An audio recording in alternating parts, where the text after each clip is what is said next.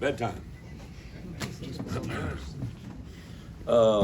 Just couldn't say enough about our guys during the bye week and the preparation to get ready for UT Chattanooga. I know obviously the score indicates we shut them out on defense, put up some points on offense, but I really respected that team, the way they ran the ball. I think they're 3-0. I don't care what level you're at if they know how to win games. So I think our guys locked into it. Definitely some things we got to correct. I would have liked to get some points before the end of the first half. I didn't like the way we started the second half. But we got a lot of guys more valuable experience today, especially some of the backups. Got some new faces in on defense, Jared Beatty and a couple other guys. So excited where we are.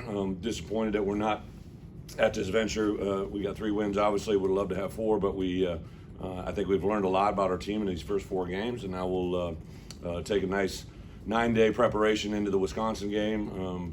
I thought overall, our guys played pretty clean today. There was a big point of emphasis during the bye week.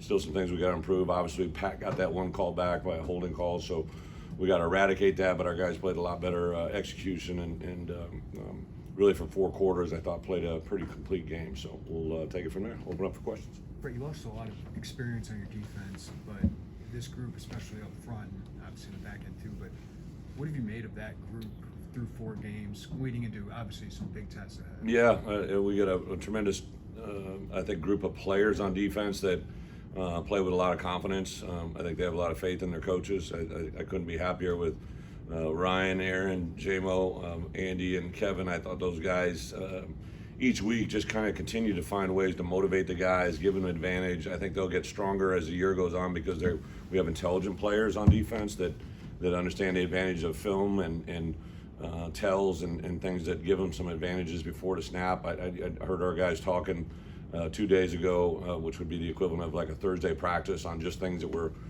being alerted before the snap, and that's just something that's continued to grow. We have a group that's very, very engaged, and now some younger players continue to play well, and that gives us depth. I know that you're the first-string defense at the end of the Virginia game, asked back in to maybe keep that touchdown streak going. How much do you think that is built on itself? Ryan and I had a conversation about that on Sunday after that Virginia game. That group wanted that, right? I think they felt hollow after that Indiana, ending, and they wanted to be able to, prove to themselves mentally and physically that they could do that. And I don't know the exact factor on our season, but I do think that's a point that our guys now have learned that lesson, and hopefully we can carry it forward because now obviously the stakes have gotten a lot higher for the rest of our games to be Big Ten conference opponents. Starting off with 3 in a row here in our division, it's going to be a big. I said this, during our bye week, we got a big month of football in front of us for this program. To have this game close out the way it did, now to go at Wisconsin and come back to back with 2 home games here. Hopefully get a great crowd because I think this group is fun. They're exciting to watch and they're eager to please. Coach, you knew when you came here you're going to play Wisconsin out there eventually. Have you thought about this game at all? Obviously, there's a lot of history. I always tell our players, right? I've never met a successful man that isn't proud of where he came from. I'm actually from Illinois. I coached and played at Iowa. I went to Kansas State for a little bit and spent a big part of my career as a Wisconsin coach, both as a coordinator and head coach. I'm very proud of the things I accomplished there, but none of those accomplishments are going to help us next Saturday, right? Nothing that we did there on the field is going to carry forward. I have a lot of great people that I'm close with, to this day. Paul Christ and I consider a very good friend in this profession. Jimmy Leonard was the first player that I ever visited with at the University of Wisconsin. Coach Alvarez said, hey, if you get Jimmy, you're going to get them all. So he and I were the first player I ever visited with during my tenure there, and obviously he's a very accomplished D coordinator. My wife and I got married there. You can't get more special than that, right? So that's all part of things that are pertaining to me. This is about the University of Illinois. So really, other than the fact that everybody else was going to make a big deal of it, I've turned down a lot of, I had different TV organizations and people reach out and want to do a special on my return, and I turn them all away just because I want this to be about the University of Illinois going to Wisconsin. Game to game, or even maybe practice to practice, were you seeing the development and the progression for Tommy and what you wanted to see? Yeah, Tommy is, and you guys found out, right? But I mean, for heaven's sakes, that first game, right? He finds out after the game that he loses his grandmother, right? And then he went home during the bye week and celebrated her life, right? So Tommy is the more I'm around him, the more I'm just very impressed with who he is, what he represents. I think as a skill set, he has all the tools that you want a quarterback to have, and he also has the intangibles. So we're 4 games into the Barry Lunny offense, right? And I think you begin to see how that thing can click. I've seen it in practice, but I really challenged our guys. Actually, on Thursday's practice, I didn't like the way we kind of ended, so I made the offense stay out and do extra reps and play a little bit cleaner. And I'm glad I did, because I think you saw that today in the way they executed. Coach, I think this was the first career start for Gabe Backus. What did you see from his play today, and what's kind of the ceiling for that kid? Gabe is strong, athletic. It was kind of, Kevin and I were kind of having this conversation. Even though he's a rookie, first start, like you said, like he just does not get wowed by the moment. He's, his mom raised an incredible kid. His brother is very influential in his life, and he's a very serious kid that nothing really phases him. He's got a great sense of humor, demeanor, very engaged. But I also looked at our defense. I believe defensively we have 6 guys from the state of Florida that start for us, right? So just another great addition of, during our bye week, I'm going to go down to Florida for 2 days. I found my wife from Florida, so obviously I've been very well in life in Florida, and hopefully that part is going to continue to grow, because those players have been a huge impact in this program. It looks like Pat gives you that kind of down the field playmaking threat. How have you seen him build to this moment? So as you guys see, Pat's a big, athletic, strong hands, can run through tackles. He's got a longer stride, so it may not look like he's running as fast as he truly is, but we're just scratching the surface of what he's going to be. I think he's a nice compliment to Isaiah. And then you saw that was kind of a neat sight on that far sideline when Isaiah took it off and they were running stride for side there. 2 different kind of stride lengths, but 2 guys that cover a lot of ground. So I'm excited to see those guys continue to grow. You throw that in a combination of, Chase with Josh McCray. I think Josh is very close to getting back here with us. And then obviously Reggie, I thought, did some nice things in there today. Our tight ends continue to be productive. I'm excited about the growth of our O-line. I think this offense is something that can be special. Brett, you've obviously coached some really good defenses. What do you think this group is capable of? You know what I like about this defense is they're kind of a group that they're kind of the bad news bears, right? They don't really have a marquee guy, maybe. They're just got a lot of guys that really do a good job. Keith, Johnny, I thought in particular our interior nose play today was really good. I think our linebackers between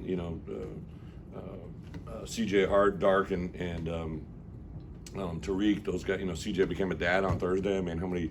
Or not Thursday, on Tuesday, I guess it was, right? Like, so to go through those things and still play the way they did, it's just a really impressive group. I do think the glue. It sounds kind of weird. I think the glue of Spoon, Sid, and Kendall, and obviously Quan, they're just so steady back there.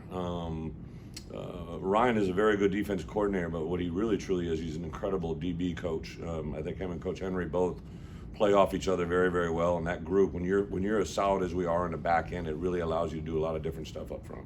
This might be a small thing, but what explanation did you get from the official when he told Caleb and Hugh they couldn't maybe do the visualization stuff? Yeah. I'll wait and see what they say. That for as long as I've been here, they've been out there on the field doing that. But obviously, it didn't set well with Mike, and he's in charge. The white hat gets to do what he wants to do. So I'm sure we'll ask during the course of the week what that is. Can getting back, this is the first back-to-back wins you've had since you've been here. Can that do anything for you guys? There's a lot for me. It was something I didn't really bring up or mention to our players, but I'm fully aware of that. There's a lot of firsts going on in this program, right? So when I first got the call from Josh, I just thought Illinois could be something that hasn't been in a while, right? And just blown away today. I find out Chase, first time a running back in the University of History, had rushed 5 games for 100 yards. I had no idea that's kind of just what we do, right? Ever since I've been head coaching, you're gonna have a guy rush for 100 yards. That's how you win football games. And today was the first time 2 receivers went over 100 yards, and we had a 100-yard running back. That's the first time in program history. Those are stats that I can't believe they're first. But we're not there. We're a 3-1 team, but I am excited about where we're at. I think we're just beginning to understand who we are. I really like the way this group works. I think they're going to be a very easy group to coach going into Wisconsin next week, and they're playing hungry. But this is this is our second rematch game, and I'm excited to see where we end up. I guess Seth Coleman, what has he kind of done to maybe take that step forward against Seth Coleman? Yeah. Yeah, Seth's been a very impressive guy. We had a little team meeting last night, and I brought up Zeke. I'm like, just anybody has any moments tomorrow, talking about today's game, where you need to be motivated, just think about what Zeke is going through right now, because him and Seth have done a really good job kind of building off of one another, and I think Seth took Gabe under his wing here, especially in the last couple of weeks, and that's the growth I've seen out of Seth. Like he was a real quiet kid when I got here. I'm not saying he's quiet all the time, but around the coaches he is, and his professional growth is, who he is, how he plays the game, how he learns the game. I give Kevin a lot of credit. Kevin Kane has got his attention and playing at a high level. Finish with one more. Anybody? Up front, Johnny Newton, you almost take it for granted that he's going to have a great game. Who's that? He had Johnny Newton up front. What did you see from him today and the rest of the game? Johnny just continues to saw wood, right?